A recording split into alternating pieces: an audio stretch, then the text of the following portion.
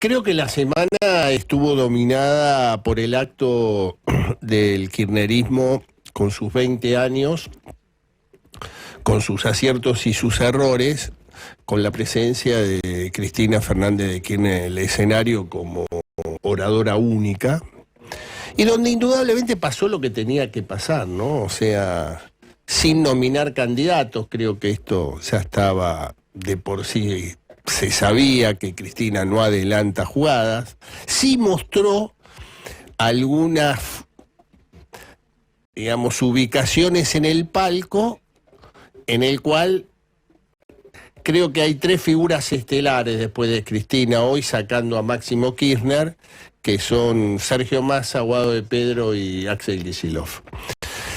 Pero también creo que se sigue repitiendo un problema central que tiene hoy Cristina y que tiene el kirchnerismo. Le cuesta hablar de futuro. Creo que esto ya me parece que es una norma que se estableció y en el cual hoy Cristina no puede generar una expectativa diferente a lo que ya fue. Sigue insistiendo que el gobierno kirchnerista en la Argentina fue desde el año 2003 hasta el año 2015, a pesar de ser ella la protagonista central del escenario electoral 2019, cuando Alberto Fernández fue ungido presidente de la República, ella prácticamente niega que es parte de este gobierno. Y me parece que sigue generando la incertidumbre que está viviendo hoy la sociedad argentina. En un Juntos por el Cambio, que indudablemente lo que prima es el conflicto interno, porque tiene que emerger un nuevo liderazgo.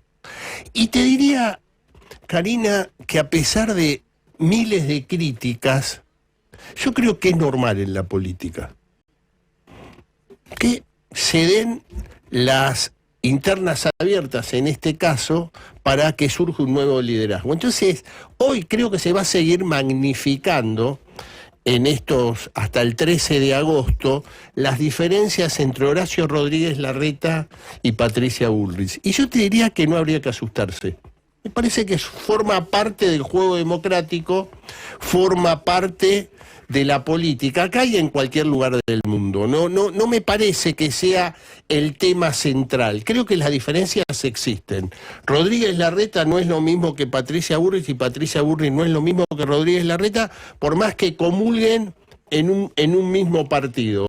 Pasa en el radicalismo, o sea, hoy la Unión Cívica Radical de la provincia de Buenos Aires, bajo el liderazgo de Maxi Abad, poco tiene que ver con el liderazgo de Gerardo Morales como presidente de la Unión Cívica Radical a nivel nacional. Tienen, digamos, dos posturas totalmente diferentes para desarrollar la realidad y fundamentalmente cómo se posan en Juntos por el Cambio. Cada uno con intereses diferentes en este momento. Por eso digo, me parece que son todos precandidatos. El único candidato en el que en ese escenario está mucho más tranquilo es Javier Milei.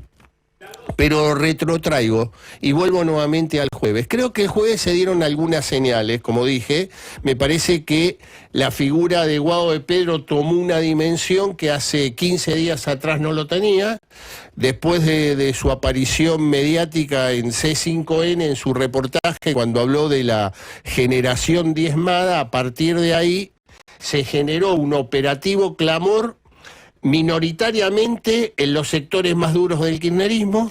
Apareció en la ciudad de Buenos Aires una cartelería en la que está Guado de Pedro con Cristina, cuya autoría nadie se atribuye, pero estando Cristina en la foto no creo que pueda hacer algo. Digo, la vicepresidenta tiene una autoridad, digamos, por sobre el partido, que no creo que pueda haber sido algo casual, no lo sé. No tengas ninguna duda que es como lo estás planteando vos. Por eso digo, en el kirchnerismo duda fundamentalmente los sectores más cercanos a Cristina Fernández de Kirchner, en la Cámpora, y en las organizaciones de derechos humanos se generó un operativo clamor donde plantean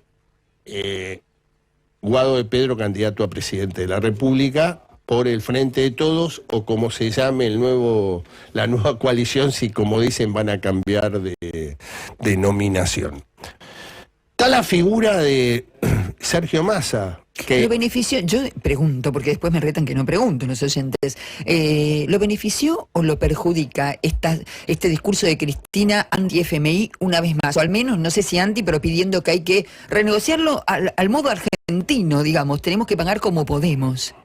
Yo lo que creo que no ni beneficia ni perjudica. Yo creo que el Fondo Monetario, después de tantas negociaciones en la historia argentina, sabe perfectamente lo que es la política argentina, con el peronismo, con el macrismo, con el radicalismo. Yo te digo sinceramente, me parece que hoy el eje central sigue siendo el mismo. El eje central es la falta de dólares que hoy la Argentina adolece. El escenario mejor para conseguir esos dólares sigue siendo el Fondo Monetario, porque tenés un interés mucho más bajo.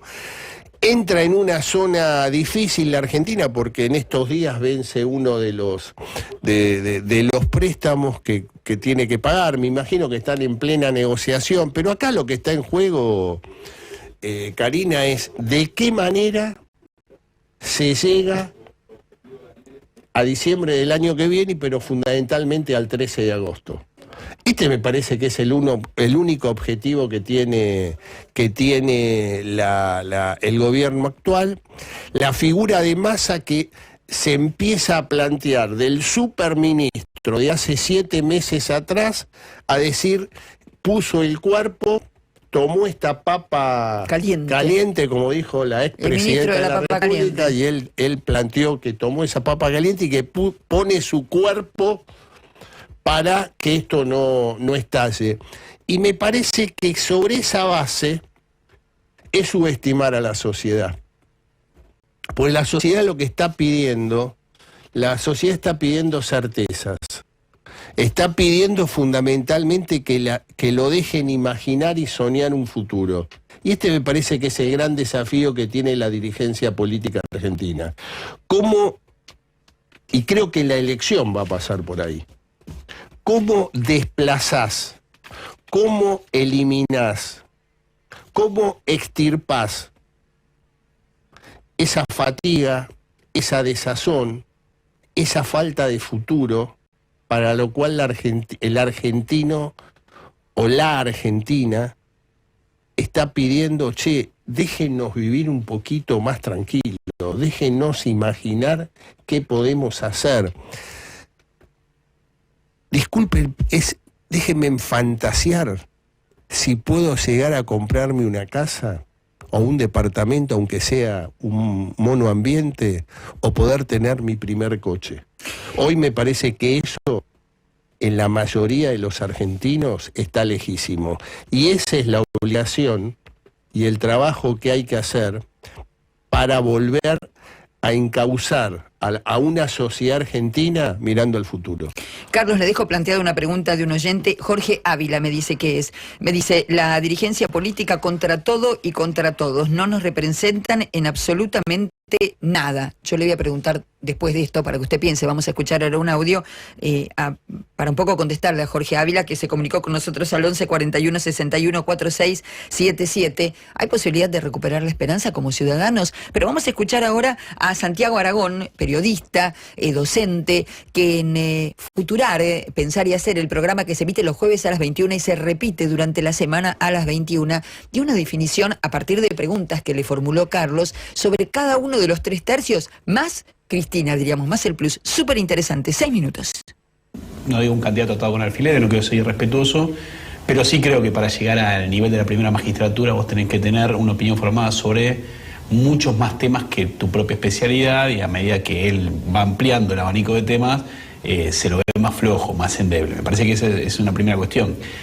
La segunda cuestión es que la representación de Milei de alguna forma tiene que ver con, vale mucho más por lo que representa que por lo que dice, ¿sí? Y en este sentido creo que es la representación de una especie de voto meme, por llamarlo de alguna manera, ¿sí? En donde cierto sector de la sociedad expresa un malestar, pero ese malestar que él expresa, digamos, no va a lograr canalizarlo a la hora de pensar en el voto. La gente, a medida que se acerca el proceso electoral, tiende a ser menos locura, digamos. Claramente va a representar un fenómeno que post elecciones creo que lo vamos a tener que analizar, sobre todo porque de alguna manera, más allá de que hay un fenómeno universal en este sentido, es llamativo que el malestar social se canalice por derecha y no por izquierda. ¿Sí? En un escenario en que la agenda política es la agenda social. O sea, la agenda social ha ganado el escenario político. Entonces, si él, como decís, en 2 de 3 temas que son trascendentes, como tiene que ver con la idea de los derechos humanos y la cuestión medioambiental, más género, si le agregamos, él no puede hacerse cargo de esa agenda social en nombre de y transformarla en agenda política, le queda el nicho del malestar económico transformado en malestar social. Y además, pues tampoco tiene, creo, y ahí si querés nos metemos en el segundo tercio, una doctrina tan clara respecto del tema seguridad. Digamos, tenés otros candidatos en el escenario que se hacen mucho más cargo del tema seguridad, algunas, en el caso de Patricia Bullrich, con una expertise en el tema, que tiene una política mucho más clara, y hasta un sector del Frente de Todos, si querés. Digo, encarnado, bueno, y ya no, pero por Sergio Berni. Digo, de los 3, paradójicamente, siendo el candidato más de derecha, es el que tiene una política menos clara respecto del tema seguridad. Larreta enfrenta una paradoja, que es que lo que le puede permitir ganar la elección general es lo que le puede hacer perder las PASO. Es decir, cierto desplazamiento hacia el centro en su discurso, las características propias del armado, con el sector radical, si querés, más cívico o más institucionalista, una agenda que de alguna manera pide cerrar la grieta, sin saber muy bien nosotros si eso es efectivamente lo que uno puede percibir a nivel social. Yo creo que no. Creo que toda esa agenda del bien, digo, esa agenda del centro, es lo que lo pone en una posición desventajosa de cara a la interna, donde la gente opta por posturas más radicalizadas. Y creo que en el caso de Bullrich está más claro el perfil que representan, y la identidad política de Larreta, basada en la efectividad en la gestión, en cierta tendencia centrista, en, si querés, hasta en la estética, esta cosa de Steve Jobs de la política, moderna, ágil, que hace, que camina. Patricia Bullrich, desde una mirada mucho más clásica de lo que es el ejercicio del poder, desde un lugar que, a ver, creo que es un tema no menor, que es el recuerdo que nosotros tenemos institucional de Patricia Bullrich ha sido siempre el ejercicio de cargos lo suficientemente incómodos como para otorgarle el crédito de la experiencia. Creo que Patricia Bullrich, a diferencia de Larreta, está concentrada en ganar las PASO. Sabe que necesita ganar las PASO y va a hacer todo lo que tenga que hacer para ganar las PASO, con lo cual es probable que en el ciclo, si efectivamente resulta victoriosa de la interna de Juntos por el Cambio, encontremos nosotros entre agosto y octubre otra candidata, una candidata más destinada a buscar votos del centro, desplazada con una agenda de futuro, ¿sí? Pero en esta instancia el juego es de a todo nada, y incluso en el gesto de Patricia Bullrich uno advierte una voluntad de desarrollo territorial que no la advierte en el larretismo, aunque en las sombras pareciera ser al revés. Es decir, el armado de Larreta ha sido lo suficientemente sólido a lo largo de estos 4 años como para reclamar la conducción de cada uno de los distritos de la provincia de Buenos Aires y de la Argentina. Se tiene armado en cada uno de los lugares de la Argentina, pero da la impresión de que está mucho menos instalado que Patricia Bullrich, que tiene armados más embrionarios territorialmente, pero que está más instalada en términos sociales. Cristina se está sacando de encima un traje que le está quedando gastado. Iba a decir harapiento, pero no condice con la estética que históricamente Cristina ha trasladado en su gestión política. Pero creo que es un traje que ha quedado muy gastado, el traje de la vicepresidenta, de la mujer de gestión. Pensá que está ligada, Carlos, a los últimos 30 años de la vida política argentina, salvo en 4, estuvo sentada en algún lugar o firmando algo, o levantando la mano, presentando un proyecto de ley, o gobernando directamente.